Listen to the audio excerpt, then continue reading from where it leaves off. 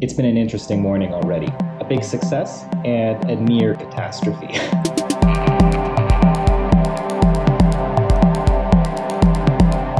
As you can see, all four corners are now in alignment. Basically, I was going through the process of adjusting the shaft within each of the legs connected to the servo, such that Rover's legs are pointing forward and backwards, as you can see. In doing that, it went pretty smoothly for the first three, and then when I got to the last one, I don't know, I guess I was overconfident and I let the wiring for the primary motor get caught in the gears and it shredded three of the wires. So I had some soldering to do, as you can see. But it's patched up now, and ultimately I'll figure out how to protect these wires from getting caught again. But yeah, that's another item on the to-do list. There are two things that I'd like to get to today. I don't know if we'll get to both, but we can try. One is I want to try a test of the forward legs and servos so that we can see Rover in his kind of tumbler orientation and see if the servos can actually handle getting into that position and getting out of that position.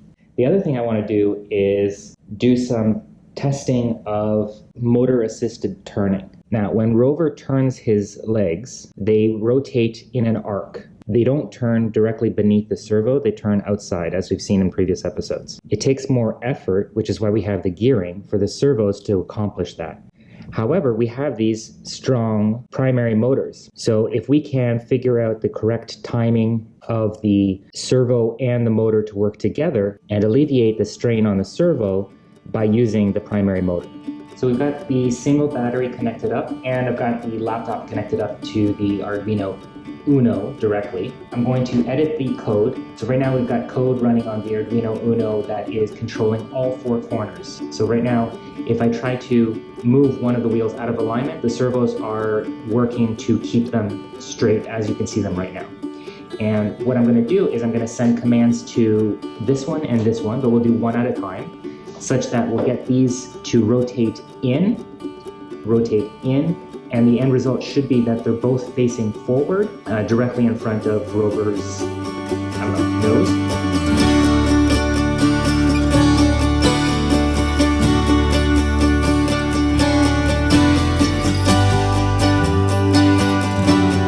And this is, again, a process of troubleshooting and kind of trial and error to get these values.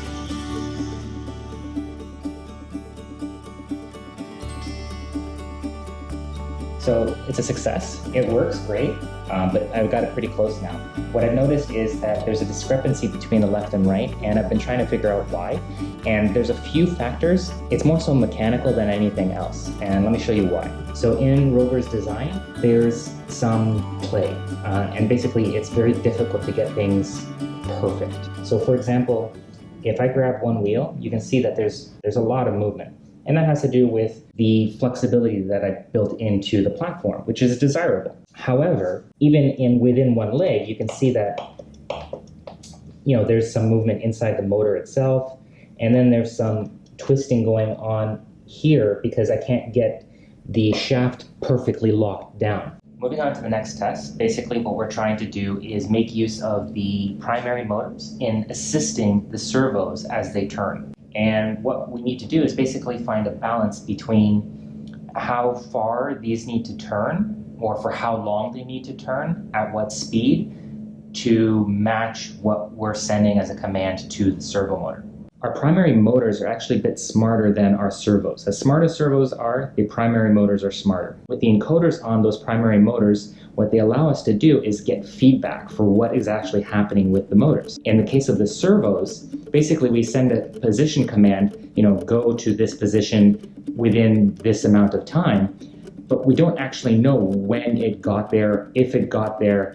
There's no feedback. It's one direction. So what I've done here is basically make use of the original drive test sketch that we have for the Arduino Uno and modified it to include the stuff that we wrote up for the servo control.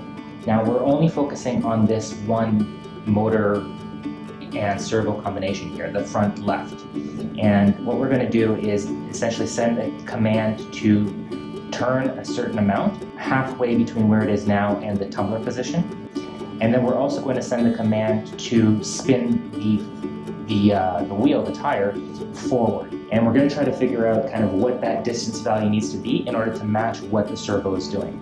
So here we go. I'm just going to lift up the wheel, seeing as how the other wheels are not powered. It's not going to be able to go anywhere anyway. But here we go.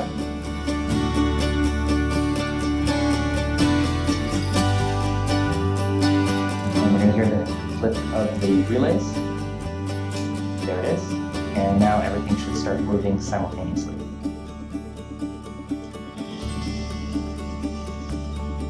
That's the idea, so that's pretty cool. The wheel turned faster than it probably needs to, and for a shorter amount of time. So we might have the distance value correct to match that distance move in the servo, but the other two parameters are probably a little bit off. So now it's just really a matter of kind of troubleshooting the two values and figuring out how to match them for a given change in the servo position value.